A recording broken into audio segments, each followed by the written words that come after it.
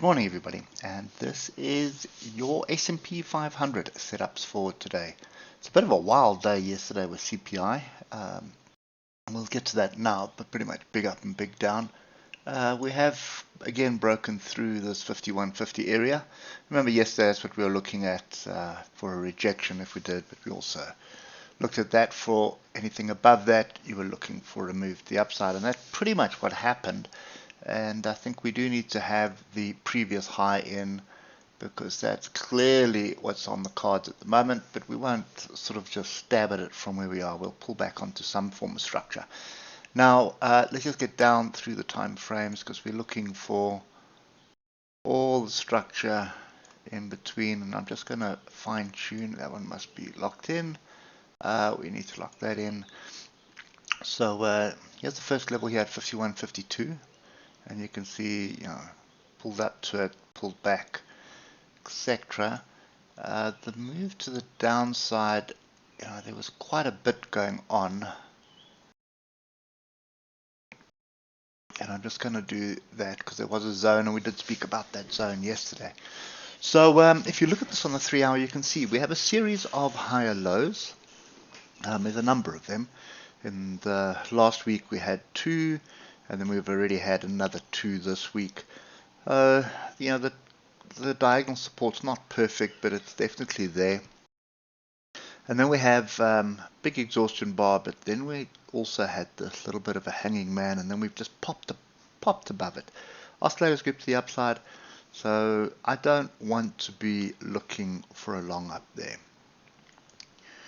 We are looking for longs because it is onwards and upwards. But we need to just make sure of what is actually going on before we jump in. Now, you can see here, this is when the data came out right here. And we kind of came back, and it's really messy. But that was a daily swing high at 51.30. Then remember, we spoke about 5100. 5120, 5118, so 5100 wasn't really tagged, but I'll just put this 5120 in. You can see some structure here, the sort of top and bottom of this little range that we had. That was on, where are we now, Wednesday, so that was on Monday. So we drifted higher, waited for the data, and then we had this massive move, and I don't think you're going to see it nicely on the 15. You'll probably see it on the 5. So let's just get there. Okay, so have a look at that. When you have a big pin bar like that, often you would think, okay, that's a fairly decent bullish move. I'm jumping in, but the reason why I say always wait, because more often than not, there's a pullback of some sort, and that pullback is often deep. So that was a 0.57, well, probably just take the tail, 0.6% move in a 5-minute candle. So it moved over 200 points in 200 pips, should I say, in 5 minutes. Then it drifted higher, and then it just moseyed on down back into the zone between 51.30 and 51.20. And you can see there's a zone there, and then obviously in that zone there would have been other little bits of structure, which you can see is kind of, that's where it looked at aimed for, just 51.24, and then we got going before drifting back down and then getting some decent structure and drifting back up. So when you look at this on the 15-minute, really difficult when there is data. This is the first 50 minutes after data. And then you wait, and look what happened. Big down, big up. It's really difficult to trade these kind of things. But if you get them right, you actually tend to make quite a bit of money as well, because it is quick. But from my strategy perspective, that was the only entry you had here. It was a tweezer bottom off 51.50. So if I just drop that down there, that should be 51.50. Yep, 51.50 right there. That was the move to the upside. If you timed this correctly at the bottom, you could maybe have jumped in this and made something, but it would have been a difficult trade.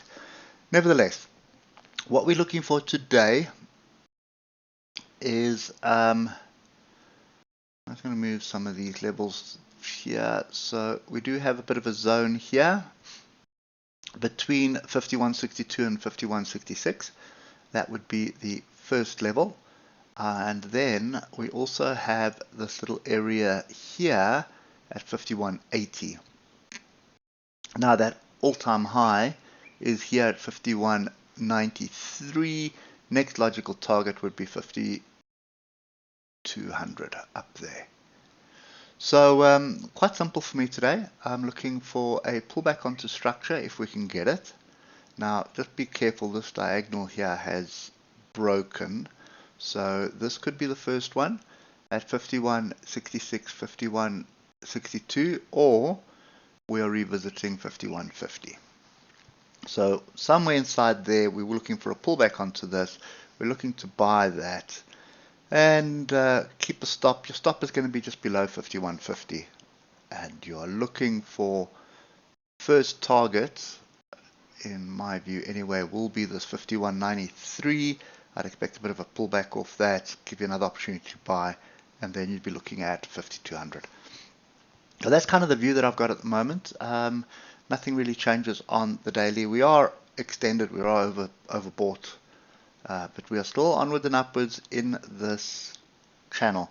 The channel is starting to get tighter, so in other words, starting to form a bit of a triangle. But these things can go on forever, eh? I think back in 2016, let me just do this on the weekly, then we don't. There you go there. So 2021, look at that. So we just stayed in that channel all year long, and it happened 2017 as well. Just stayed in that channel all year long. So anything's possible. So don't just assume it because your oscillators are grouped to the upside that's the end of the ride. Have a look at that. That was most of the year. That was a lot of the whole year, basically. Just every now and then drifted off. So typical of this index. Has another year all the way just grinding higher.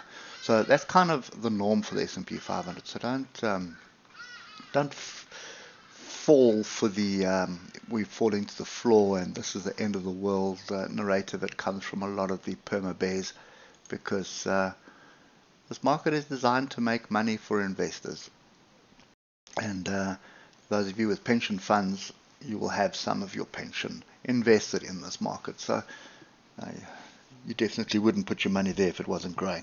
Anyway, that's kind of my view at the moment. If we don't pull back, then you're definitely looking at 51.80 for a nice break and retest, and then you've got to stop just below the swing low this morning, and you target these two levels to the upside. Hope that helps, and we will catch up with you tomorrow morning. Cheers for now.